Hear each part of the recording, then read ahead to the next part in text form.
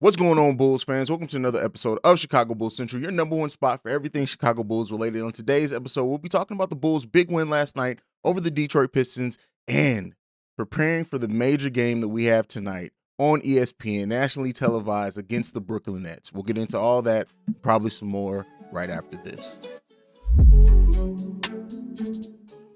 Okay, so the Bulls did, and they took care of business last night against the Detroit Pistons. The Bulls did what they needed to do. That was completely stomp out an inferior opponent, allowed their starters to get some rest.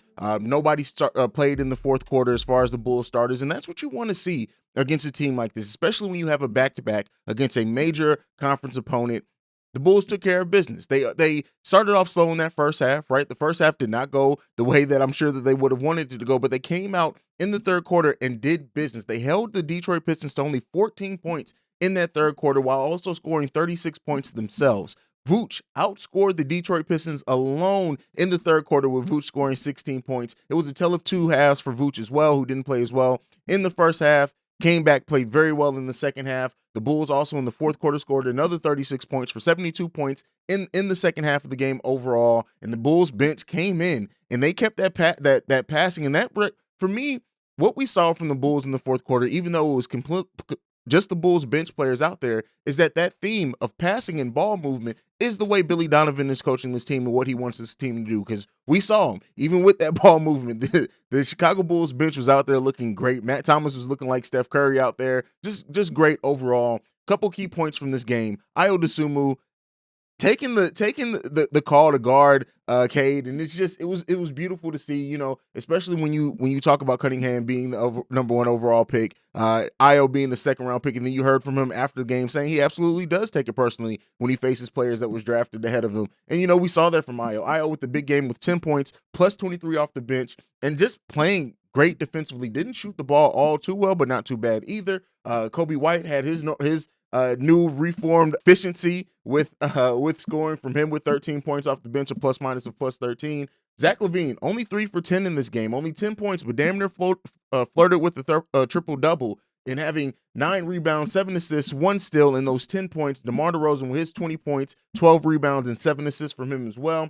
Already talked about Vooch's stat line, 22 points, 8 rebounds, 4 assists, 2 steals. Lonzo Ball as well, chipping in a lot, 18 points, 6 rebounds, 5 assists, 3 steals, and 1 block from Lonzo Ball. There was a play in this game in which Lonzo Ball guarded like 4 different people, all for it to end up on a dunk, unfortunately. But listen, this team came in and they took care of business, and that's what you wanted to see. That's what they needed to do, especially after dropping a game that they really shouldn't have.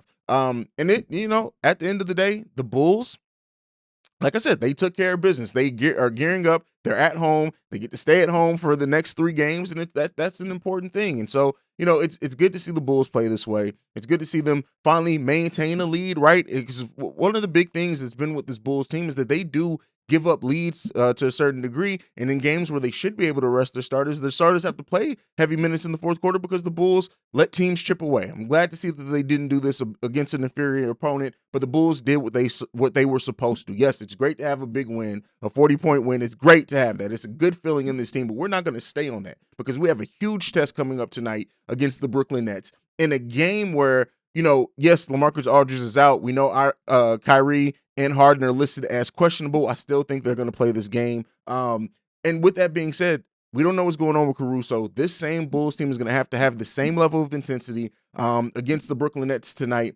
Just to go over how we fared against the Bulls. We've played Brooklyn twice so far this season. And in those 2 games, the Bulls are averaging 114 points, 21 assists, 6 steals, 7 blocks per game, shooting a 3-point percentage of 30%. We need to see that increase, right? And a field goal percentage overall 47% against the Brooklyn Nets so far this season. The rebounding number is huge there. The Bulls, who don't usually average a huge amount of rebounds, averaging 51 rebounds against the Brooklyn Nets is going to be huge. We know that the Bulls are undefeated when they get 30 assists or more, so that averaging that 21.5 assists, we of course want to see that go up some. And this game against the Brooklyn Nets, if Kyrie and Harden play, it's not going to be easy. We all know that. It's going to be a game. Everybody's looking towards this game. The Bulls doubters are looking at this game as something to prove that the Bulls maybe aren't as good as what their record shows. They're going to be Bulls supporters that are watching this game because we know that we're excited to see our team up there with the upper echelon of the of the NBA, I want to see this team face the best competition possible. So I absolutely want to see Kyrie and Harden play today, so to see where we really measure up against them. We know we've beaten them 2 times. That was a completely different team. We are a different team from the times that we've beaten Brooklyn, just with everything that's gone and the way that this team has developed, them getting Kyrie back. So it's going to be very important. If the Bulls even lose this game, they will still maintain the number 1 in the East, but that's not what this is about. We need this win tonight. We need to have a great showing on national TV. I've already talked about how playing on national TV, playing great, and winning on national TV what it does for all-star voting, what it does for the casual fans as far as the NBA games and getting the Bulls more attention, what it can also do to the conversation going into postseason awards. Showing up on national TV is huge for teams and over the course of the NBA season. We need our Bulls to have a big showing tonight. And at the end of the day, what is going to be needed? The things that are going to be needed tonight against the Brooklyn Nets are simple, right? It will sound simple, but ball moving. We're going to have to move the ball efficiently while keeping our turnovers very low, play efficiently, make those extra passes to go from great looks to go from good looks to great looks. We're gonna need those type of things tonight against the Brooklyn Nets. We're gonna have our defense locked in, especially. Looks like we're going to be missing Alex Caruso. We'll see if he's going to end up playing tonight. But as of right now, there's been no upgrade on anything going on with him. So I'm saying he's not going to be available. Now, hopefully he's available for Golden State, but we'll see what that means for Ayo and Kobe White coming off the bench. Ayo is going to have to be locked in. I've talked about it before. Hopefully the stage does not get to Ayo, but everything that Ayo's shown is he's going to be ready to go. And we're going to need him very heavily in this game. Kobe White, we're going to need him to keep scoring efficiently and to be that scoring threat off the bench, because it really changes the outlook so much for this team. We already know what we need from DeMar. We already know what we need from Zach. Lonzo is going to have to do the amazing things he does defensively while also shooting effectively, like we always need from Lonzo.